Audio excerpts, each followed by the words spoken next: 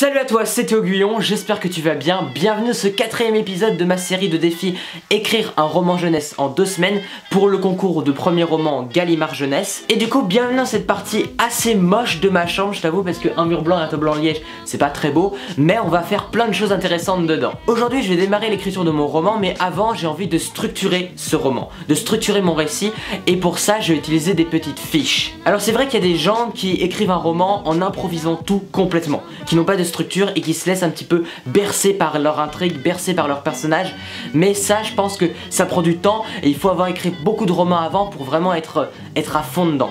Et puis vu que j'ai que 2 semaines, je préfère être bien organisé pour savoir où je vais chaque jour pour écrire mon roman, que je sache un petit peu quelle partie de l'histoire je vais écrire en fait chaque jour. Et du coup pour ça je vais utiliser des fiches, je vais écrire une partie de l'histoire sur chacune de ces fiches et ensuite je mettrai ça sur mon tableau en liège pour un petit peu organiser tout ça. Mais tu vas peut-être te demander pourquoi j'ai différentes couleurs, du blanc cassé, du rouge et du jaune. En fait chacune des couleurs représente une partie du récit et un ton, un style d'écriture. Et du coup en plaçant ces fiches sur le tableau en liège, je verrai un petit peu si les couleurs sont harmonieusement parsemées, dispersées, organisées, voilà. Pour que j'ai pas de l'action au début, ensuite un grand vide et de l'action à la fin. Il faut essayer d'organiser un petit peu tout ça parce que c'est un roman jeunesse, faut pas que ce soit chiant.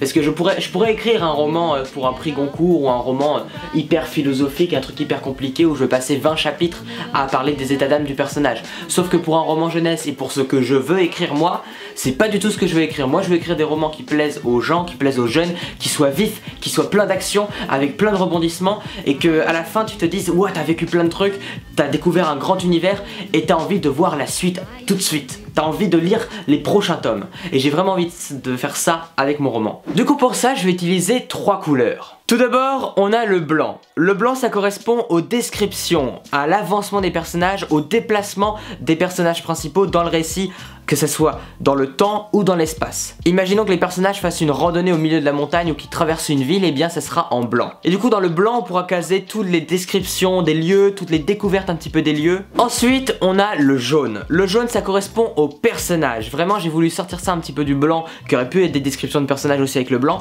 mais vu que les personnages c'est le centre de l'intrigue, c'est un des trucs les plus importants, j'ai voulu mettre le jaune pour que ça soit la découverte des personnages, leurs états d'âme, ce qu'ils pensent, ce à quoi ils réfléchissent, un peu les plans des personnages, aussi les révélations sur leur passé, sur leurs histoires. Quand on découvre un nouveau personnage, parce qu'il y aura des débuts de chapitres peut-être où je ferai découvrir un nouveau personnage, peut-être des pirates dans mon histoire, il y aura des pirates, du coup je les ferai un peu découvrir. Et du coup ça passera en jaune. Et enfin le rouge c'est pour l'action, les scènes de bataille, de combat, les fuites, toutes les grandes actions contre quelqu'un où il y a de l'action tout simplement. Tu veux que je t'explique ça comment? Du coup l'action sera en rouge. Voilà, j'ai des petites fiches de 8 cm sur 6 cm que j'ai découpées au préalable et on va un petit peu noter toutes les idées que j'ai pour le scénario là-dessus.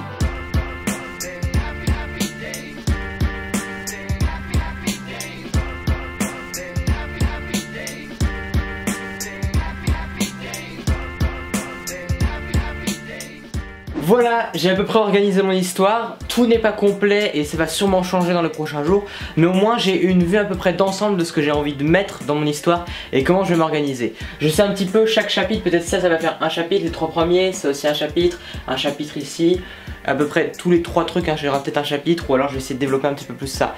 Mais en tout cas, j'ai une idée d'ensemble du truc. C'est pas parfait, même moi je le vois que c'est pas parfait, que je sais pas vraiment pourquoi il y aurait ci, pourquoi il y aurait ça, faut que j'explique tout ça dans le récit, mais c'est normal.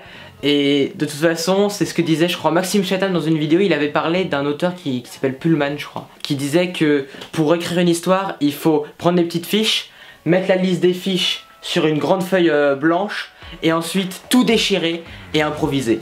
Parce qu'il faut pas seulement se baser sur ce qu'on construit, mais il faut aussi laisser l'inspiration venir et se laisser la liberté d'écrire. Parce que écrire, c'est encore plus libre que si tu voulais faire un scénario où il fallait des acteurs, où il fallait du budget, où il fallait tout ça, il fallait des effets spéciaux. Écrire c'est seulement les mots, tu vois, donc t'as besoin de rien. Du coup, il faut vraiment se laisser une certaine liberté. Et c'est pour ça que je garde ça, mais ça va beaucoup changer. Peut-être que même à la fin de mon roman, je lirai même plus ça et je ferai juste 2 têtes. À voir, je te parlerai de tout ça dans les futures vidéos. Voilà, c'est la fin de cette vidéo, j'espère que elle n'a pas été trop courte ni trop longue. On se retrouve demain à 6 h du matin pour une prochaine vidéo. Je te parlerai, je pense, des premières pages de mon roman, comment j'ai un peu écrit tout ça, et je te parlerai un petit peu aussi de mon organisation pour écrire. On se retrouve demain à 6h du matin pour une prochaine vidéo. Porte-toi bien, deviens meilleur chaque jour. À très bientôt, ciao.